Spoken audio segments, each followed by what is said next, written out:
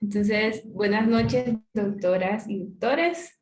La clase a seguir es sobre biología celular del epitelio pigmentario de la retina. Esta clase tiene como objetivo ampliar conocimientos sobre histología, embriología, anatomía y las funciones fagocitarias del epitelio pigmentario de la retina, que no solo se van a centrar en obtener una imagen nítida y limpia gracias a a la absorción de los fotones, sino también pues posee otras funciones que son cruciales para el funcionamiento y mantenimiento de los fotorreceptores.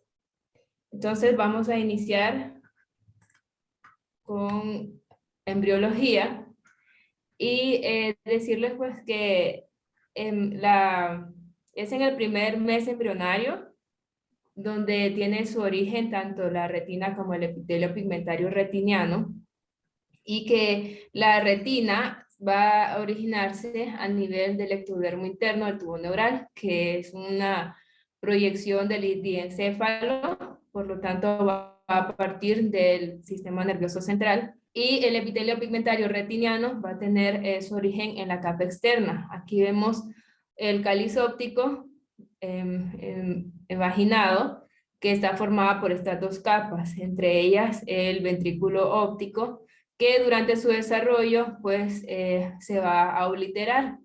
Esto durante el desarrollo ya no va a existir y va a ser pues gracias a las prolongaciones citoplasmáticas de las células del epitelio pigmentario que se van a interdigitar con los fotorreceptores, con los segmentos externos de los fotorreceptores.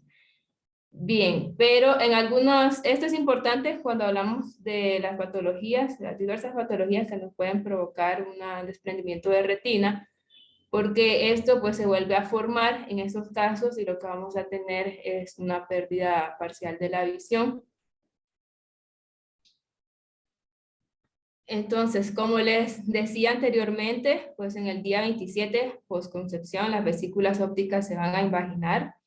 Y ya es en el día 30, o en otras bibliografías decía que a partir de la tercera semana, donde van a aparecer los primeros gránulos pigmentarios, y la pigmentación pues ya se va a ver finalizada ya en el primer mes. El RPE, que lo vamos a igual a abreviar de esta forma, ¿verdad? El epitelio pigmentario retiniano, elabora el material de la membrana basal, que va a iniciar la formación de la membrana de Bruch, que que en otra diapositiva, pues ahí vamos a verla, que va a estar en su zona basal. Y entre los meses, perdón, del primer mes al sexto mes de gestación, las células de este epitelio van a tener una alta proliferación, alcanzando su pico máximo al cuarto mes, y se va a dar el desarrollo de la polaridad de las microvenosidades apicales, que se van a extender al espacio subretiniano y van a dar lugar a la diferenciación de los fotorreceptores. Entonces, pues hablando de anatomía, como les decía, y como también ya lo mencionaba mi compañera Zaira, es la capa más externa de la retina, y va a tener contacto en su zona apical con los fotorreceptores y en su zona basal con la membrana de Bruch y luego pues, los vasos coroideos. El ojo adulto, pues humano, aproximadamente tiene 3.5 millones de células y estas se van a extender desde el nervio óptico hasta la ora serrata y se van a continuar con la pars plana, con el epitelio, la pars plana del cuerpo ciliar. Van a estar dispuestas de esta forma hexagonal y regular.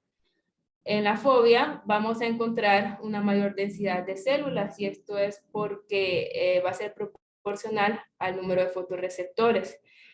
Y este número de células va a ir disminuyendo en la periferia. Entonces, en la fovea vamos a encontrar aproximadamente 5.000 células por milímetro cuadrado, mientras que hacia la periferia, pues ya vamos a encontrar 2.000 células por milímetro cuadrado. Ok, ¿tiempo?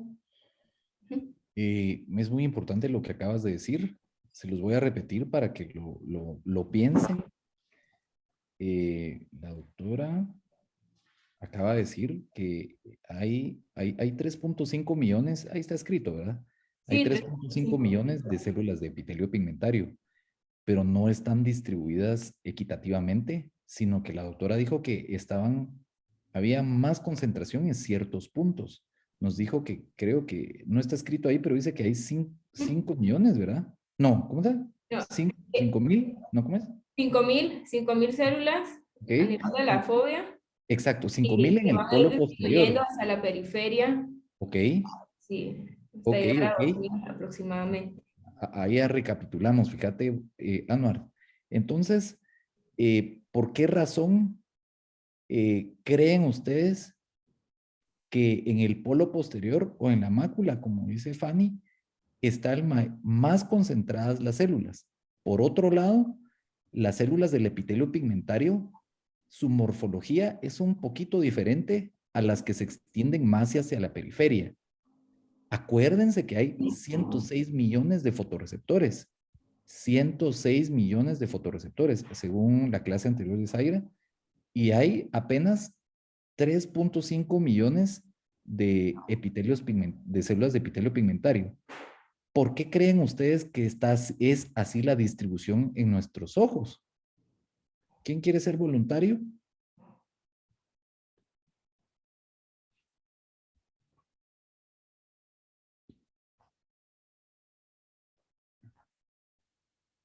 Como ahorita es la parte en donde uno tiene que hablar y no hay malos comentarios, uno tiene que hablar, tiene que decir ideas, ¿verdad? Hipótesis, como estábamos diciendo, ¿verdad? La clase pasada, alguien dijo unas hipótesis y después las validamos o no. ¿Por qué creen? A ver si algún R1, cualquiera. ¿Por qué creen que hay más epitelio pigmentario, más concentrado en la mácula, en la región de la mácula, correspondiente a la mácula, y conforme se van alejando de forma centrífuga, o sea, hacia la periferia, se van haciendo en menor cantidad? ¿O alguien, un R2 en adelante?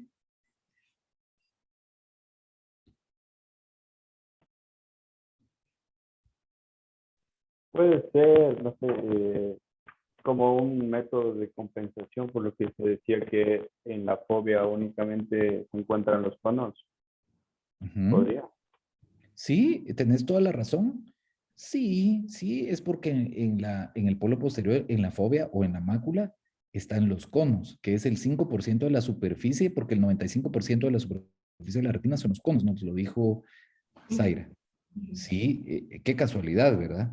Pero ¿por qué crees tú que es eso, Andrés? Oye, chico, ¿por qué tú crees eso? ¿Por qué tú lo crees? Acuérdate que no hay respuestas tontas. Tontos es el que no las hace, ¿verdad? El que no dice. Vamos, pues. ¿Por qué Ah, crees que es eso? o sea, te digo, sería como un método de compensación, porque hay la docencia de los bastones, entonces, Ajá. No entiendo mucho lo que tú quieres decir con la compensación de qué. pues, para recibir un estímulo. Ajá. ¿Vas bien? Que ¿Alguien obviamente, quiera afinar la idea? ¿Vas bien? ¿Afinar la idea de Andrés?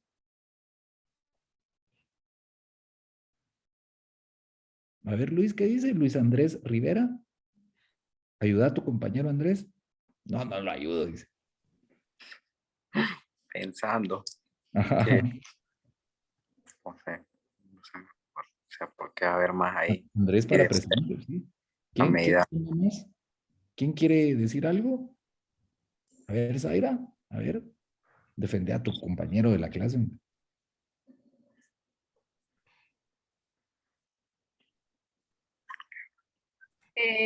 No sé, quizás tiene que ver con que la fobia, estamos hablando de que ahí se concentra el mayor número de epitelio pigmentario retiniano, ¿verdad?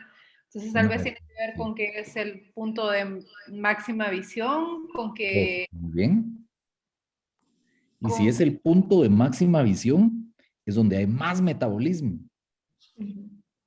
¿Y quién es el que nos da los micronutrientes, el oxígeno, digamos, ¿qué más? Micronutrientes, oxígeno, proteínas, bueno, esos son los micronutrientes, ¿verdad? Ácidos grasos también, bueno, es un micronutriente. Es el epitelio pigmentario, Es por lo ¿oíste? ¿Y qué quiere decir mayor metabolismo? Más fotosíntesis, porque eso es lo que sabe hacer la retina. Ella le gusta hacer fotosíntesis, más bien eso es lo único que hace la retina, hace fotosíntesis. Ese es su trabajo, y estar haciendo fotosíntesis. Y el mayor metabolismo, la mayor fotosíntesis en el polo posterior y más en la región macular, en donde hay más sensibilidad a la longitud de onda, ¿verdad? En la región macular. Por lo tanto, necesita más sustrato para trabajar. Entonces, necesita que las células del epitelio pigmentario sean más grandes, sean más altas y no tan chaparritas, ¿verdad? Ujú. Chaparritas como las que están más hacia la periferia. ¿Ok? Ahí está la respuesta, ¿verdad? O sea que todo es por lógica, ¿verdad? Seguí, por Doctor, favor. ¿Sí? el libro dice que Sí. sí, en la fobia va a haber una mayor densidad de células del EPR Ajá, en la periferia. Y ajá. eso que dice usted, por cómo está conformado. Son células más altas y están como hacinadas, están más pegadas. Ok, Y así como la foto que está ahí abajo, que es una microscopía. Ajá, más adelante el mismo Ryan dice que va a haber más melanina en la periferia que en la mácula. ok. Yo no entendí el por qué no está distribuido en la Ajá. mácula, que es donde hay más EPR que en la periferia. ¿Por qué ahí es al revés? ¿Por qué la melanina es mayor en la periferia que en la mácula? Si se supuestamente hay Sí, mayor ok. ahí. Mm, La verdad es que, bueno, vamos a ver. Los gránulos de melanina A eso dependen. se refería, a los gránulos de melanina, que eran mayores. Exacto.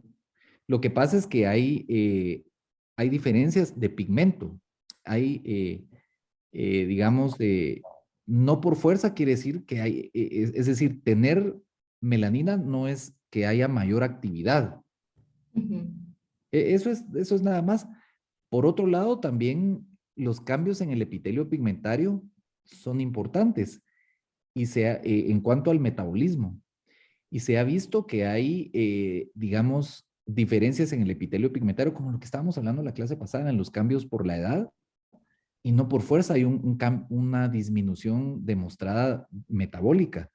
Pero sí valido tu observación, está buena tu observación. Tal vez los científicos no han investigado eso, ¿me entendés? Es una verdad, ¿verdad? Sí, sí, hay más, pero ¿por qué? Pues yo no te sabría decir, no te sabría contestar esa pregunta y no lo he leído, no me acuerdo de haberlo leído, ¿ok? Eh, Entonces, ya ves que interesante, porque estás sacando tus conclusiones, ¿verdad? Vale. Sigamos, Doctor, pues, Fanny. respecto a la pigmentación, que yo pues leía que habían tres teorías que no se sabía muy bien de dónde iniciaba, porque algunos decían que venía desde el polo posterior, otra teoría es de que viene del polo anterior hacia el posterior y otra desde el ecuador. Entonces, sobre eso también es mencionar que las células, a medida que se va desarrollando el proceso de la pigmentación, van a ir van a ir haciéndose más anchas en su superficie anterior respecto a su polo posterior. Se van a hacer más anchas de arriba y menos anchas de abajo. Y sobre lo que mencionaban también, que más adelante creo que acá, bueno, ahí lo vamos a ver, Ujú. eh, de cómo las células se van haciendo más anchas, pleomorfas, van perdiendo homogeneidad en la periferia y a nivel central pues ganan altura con una diferencia, digamos, de diámetro, las más anchas como de 60 micrómetros y las otras versus 10 por 14, hablando pues del diámetro y la altura, Muy bien. que lo vamos a ver más adelante. Em, bueno, nosotros esto es lo que podemos ver, ¿verdad? El fondo de ojo o en la lámpara de hendidura y el epitelio pigmentario se llama así como ya lo mencionaban porque contiene un gran número de gránulos de melanina y le va a conferir el color oscuro. Y esta melanina se va a ubicar principalmente en la porción apical del citoplasma. Y nos va a dar ese aspecto estampado que, como ya lo decía Rafael, que pues la pigmentación va a ser mayor en la periferia y más baja en la mácula. Ya usted así, bueno, también ya vimos, ¿verdad? Que no se sabe muy bien esa parte por qué. Y la retina pues está firmemente unida al epitelio retiniano pigmentario en el disco óptico y la hora serrata. Y esto es importante porque en las demás porciones van a estar unidas por las interdigitaciones que mencionaba al inicio, que van a ver entre las prolongaciones del citoplasma de este epitelio con los fotorreceptores. Y es solo en esta parte, disco óptico y hora serrata, donde están firmemente adheridas o unidas a la capa coroidea.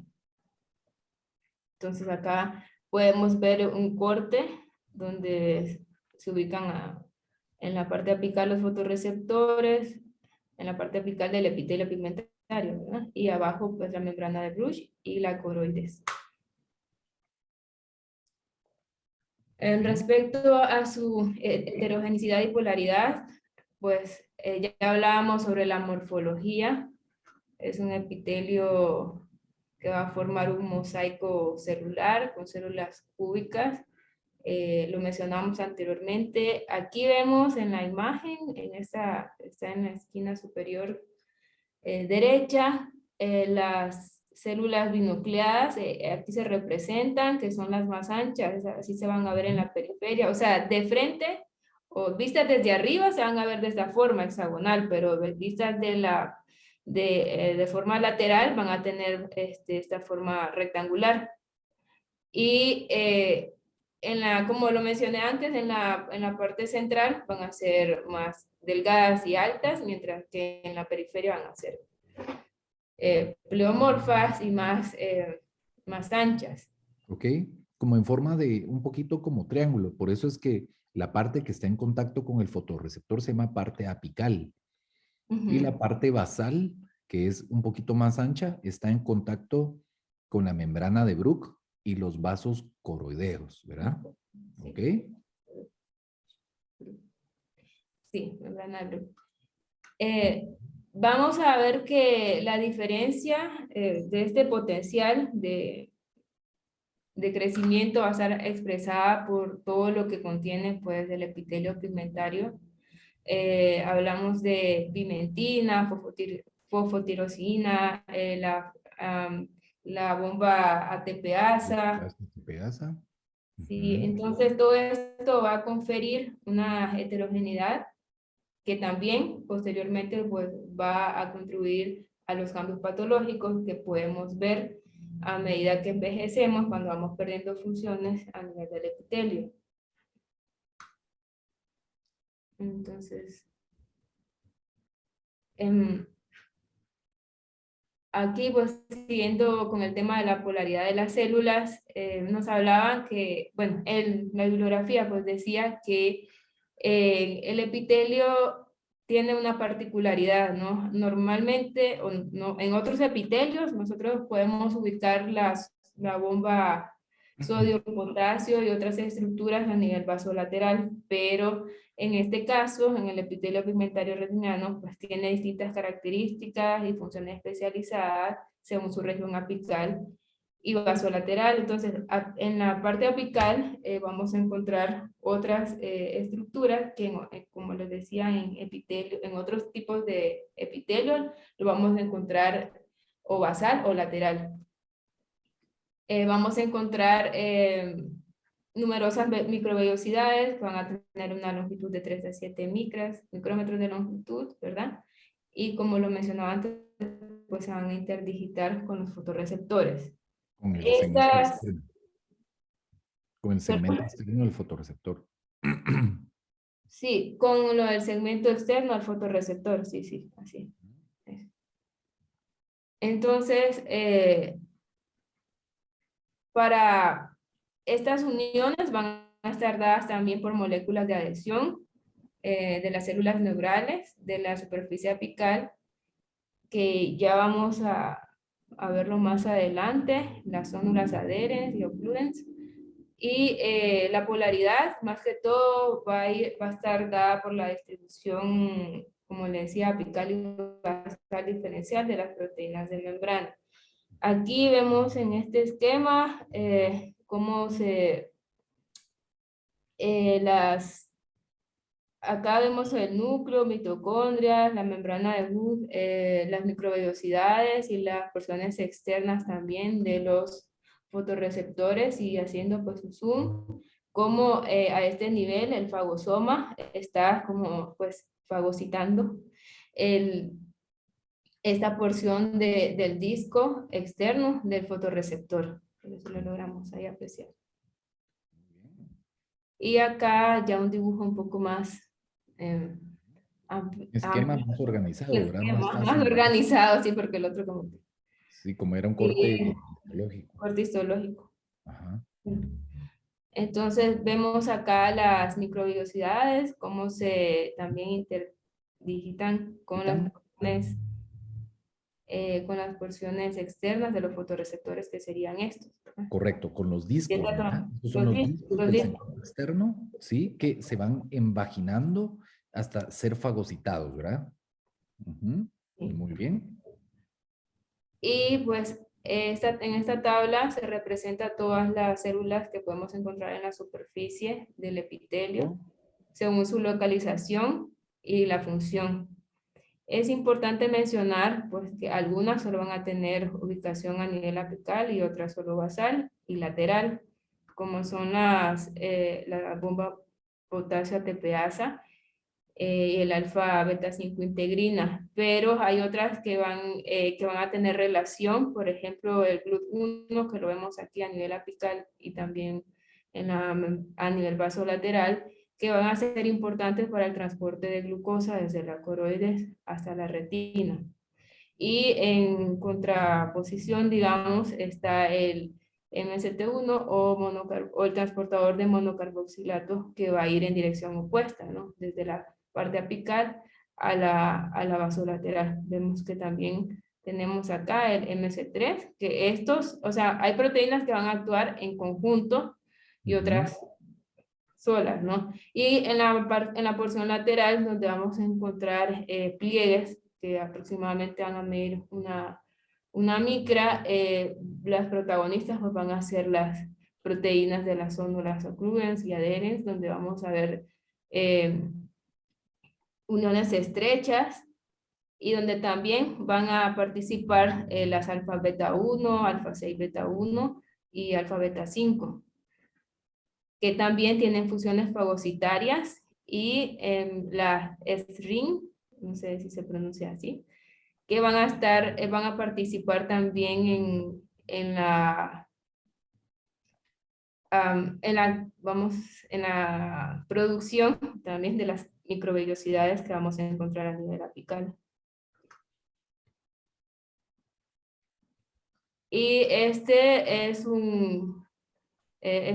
es una imagen pues vista por microscopía, donde vemos acá los segmentos externos de los discos de los fotorreceptores. Aquí vemos el epitelio con las uniones entre sí de las celdillas, como las vimos anteriormente, de forma hexagonal. Aquí este corte es diríamos, sagital, dice el corte. Sí. Y abajo la coroide, y por acá la membrana de Hooke. Muy bien. Y vemos la ubicación de estas proteínas de adherencia que se van a ubicar. Vemos la alfa beta 1 que va a estar ubicada más que todo a nivel basal. Acá vemos la alfa 5 a nivel apical, acá a nivel apical y basal. Entonces, y representada, ¿verdad?, por esta franja como verde fluorescente. ¿Sí? Entonces ahí vamos a ver las posiciones que estas tienen y que estaban antes mencionadas en la tabla que pasé. Regresa a la anterior, por favor. Ah, Sí, ahí vamos a ver. Miren, pues lo importante de aquí, en la porción apical, lo más importante es la bomba de sodio, potasio, ATPasa, dependiente de energía, porque esta se encarga de transportar con energía el agua de la cavidad vítrea, el humor acuoso, a través de la retina, pasa a través de la retina, y lo jala por el epitelio pigmentario con esa bomba de sodio y potasio, y lo saca para la coroides. Esas son parte de la fuerza que mantiene adherida a la retina. Entonces, porque la retina en sí no está constituida junto con el epitelio pigmentario. Son diferentes y se mantienen unidas únicamente porque el ser está vivo. Porque si el ser estuviera muerto, la retina se desprende, es decir, no tiene fuerza porque no hay actividad, no hay vida. La bomba de sodio y potasio, que es la principal fuerza, no estaría funcionando, ¿verdad? Entonces, esto es bien importante. NCAM es una molécula súper importante que ha tomado mucha fuerza en las investigaciones recientes para la adhesión y la fagocitosis, como dice ahí, ¿verdad? Obviamente el transporte de glucosa siempre es importante. En las porciones laterales del epitelio pigmentario son casi una piedra angular, porque esto constituyen ¿cómo se llama esta? La barrera hematorretiniana externa. La barrera hematorretiniana externa. Todos ustedes, menos los R1 que ya han oído, están aburridos de que yo les hable de las barreras hematorretinianas. Pero las uniones uniones estrechas, uniones adherentes y uniones estrechas son las que constituyen esta barrera hematorretiniana externa. Barrera hematorretiniana externa. ¿Por qué se llama externa? Porque están en la retina externa. Porque están en la retina externa. ¿En dónde? Pues a la par de las fotorreceptores, ¿verdad? A la par, abajito de los fotorreceptores. Es barrera hematorretiniana externa. Y la región basal o vasolateral, pues también es importante por lo que dice ahí, ¿verdad? Especialmente por esas proteínas y por el transporte de glucosa, ¿ok? Eso es casi lo más importante del epitelio pigmentario. Dale la próxima. La otra. Ahora sí, habíamos un poquito de esas uniones. Démosle.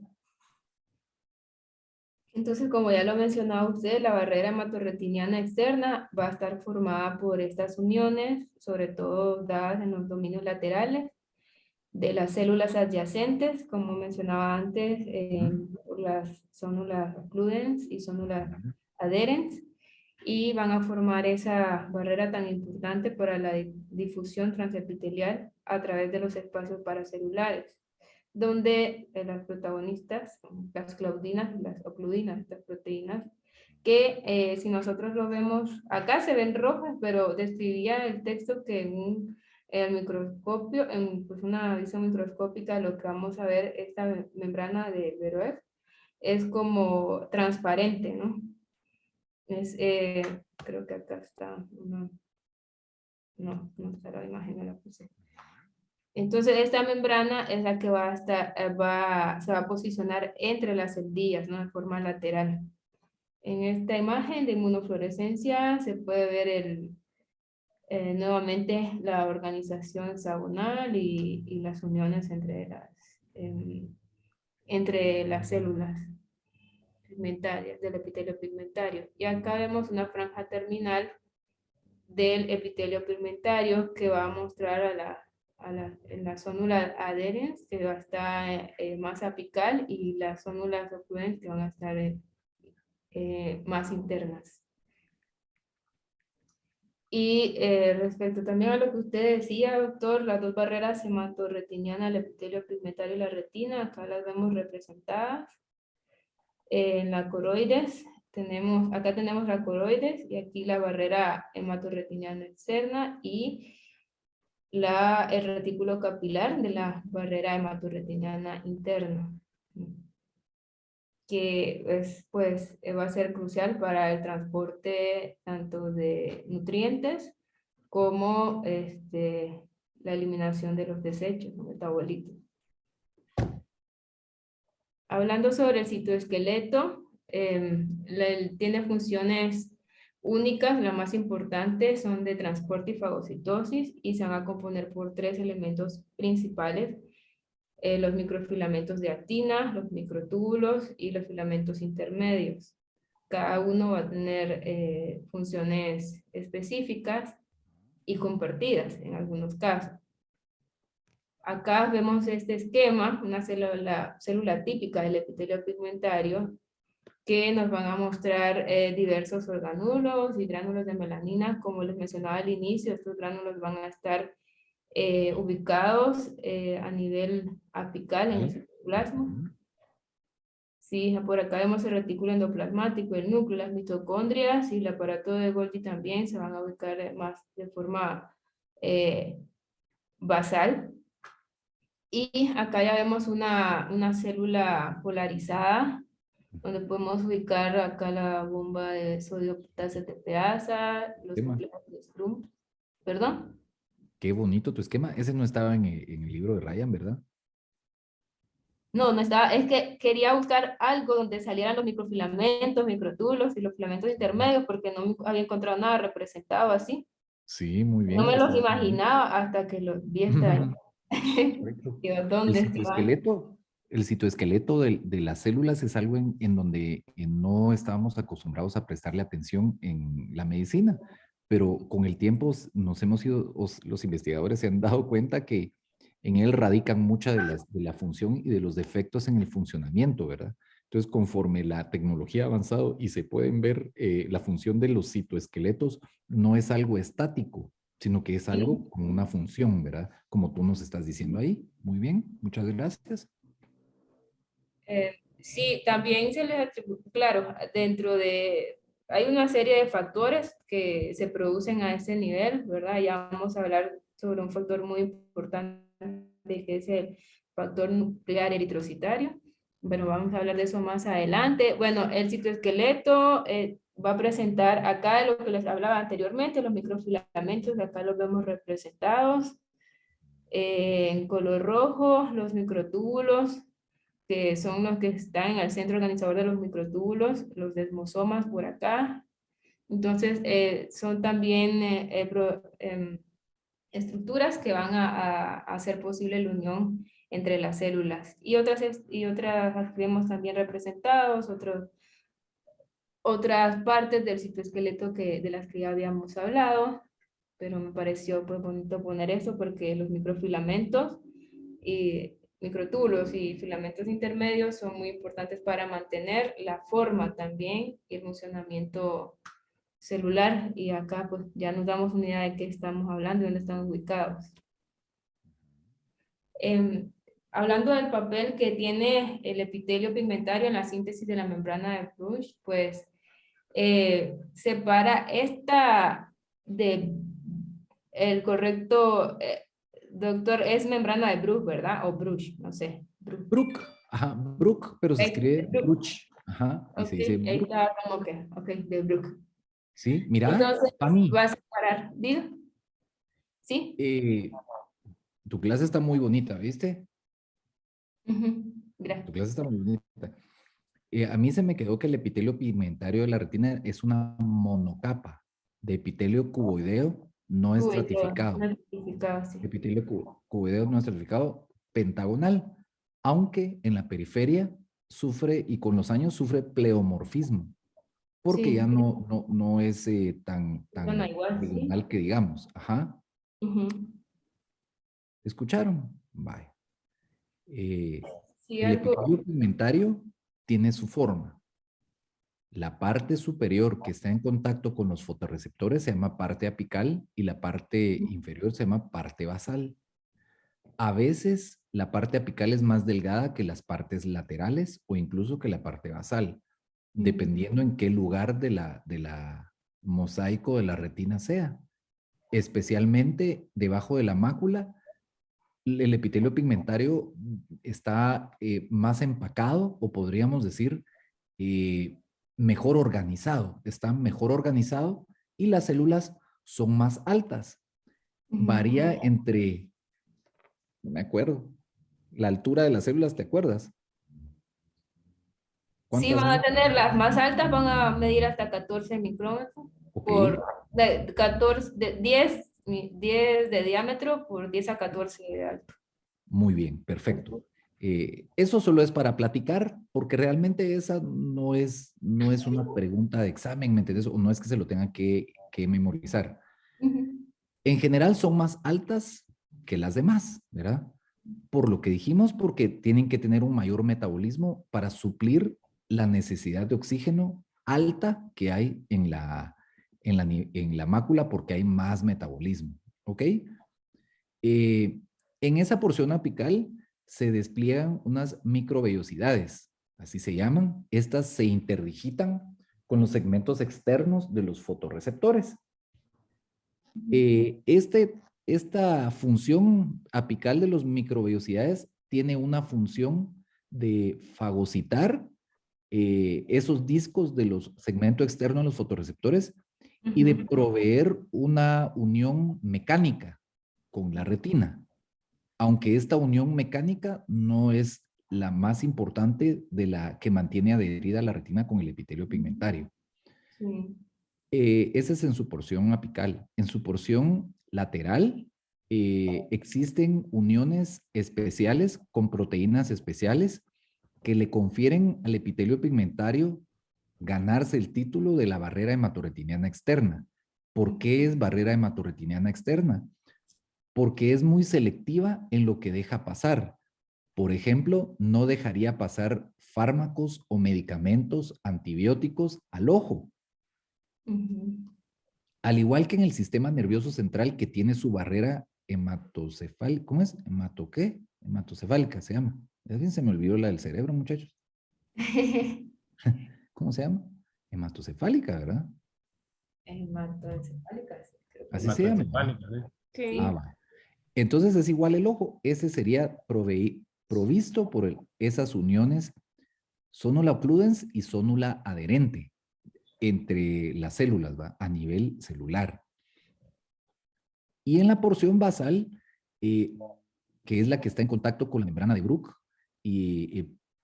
posee proteínas y características especiales que también hacen el paso de nutrientes como por ejemplo el GLUT1, que es el transportador de la glucosa, tanto de la coroides para la retina como viceversa, ¿verdad? Porque también hay GLUT1 en la porción apical. El epitelio pigmentario está proveído por un citoesqueleto de microtúbulos y filamentos que, digamos, que le dan su particularidad forma, pero también le dan movilidad y dejan pasar a ciertas moléculas, porque también constituyen la sonula occludens y la sonula adherens con sus proteínas respectivas, que son la claudina y la caderina, ¿verdad? Tiene como toda célula un núcleo, sus ribosomas, su mitocondria, ¿cómo se llaman estos? Fagolisosomas, que van, esto no tiene, digamos, esto es parte de su metabolismo. ¿Cómo se llama? Engurgitan, ¿no? ¿Cómo es?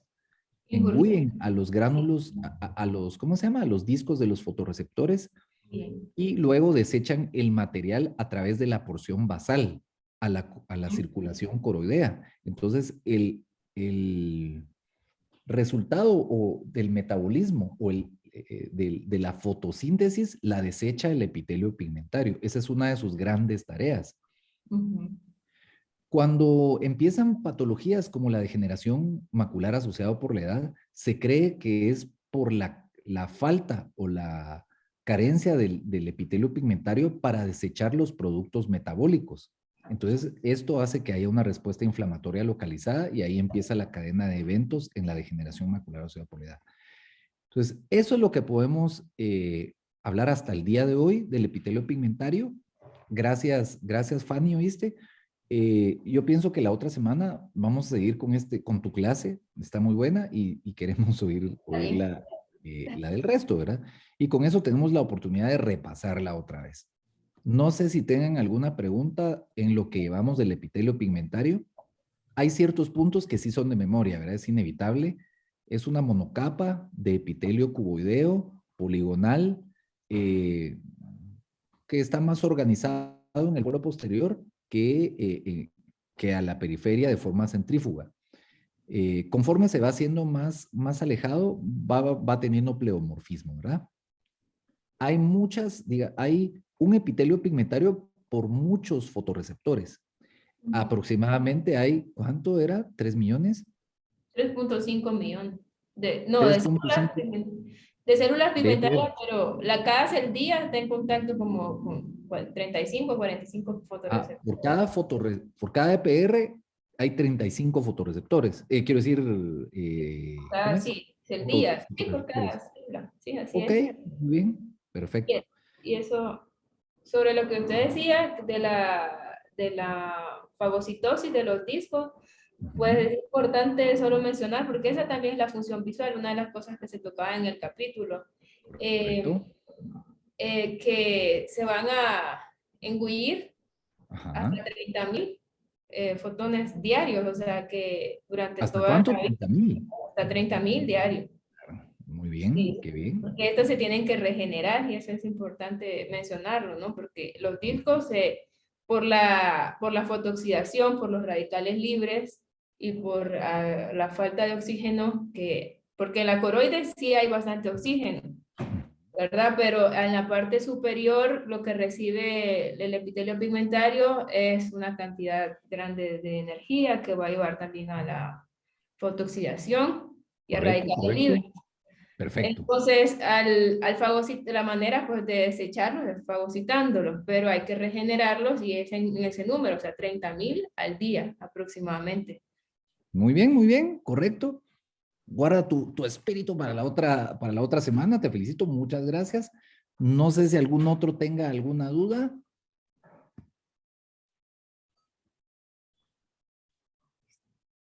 Muy bien.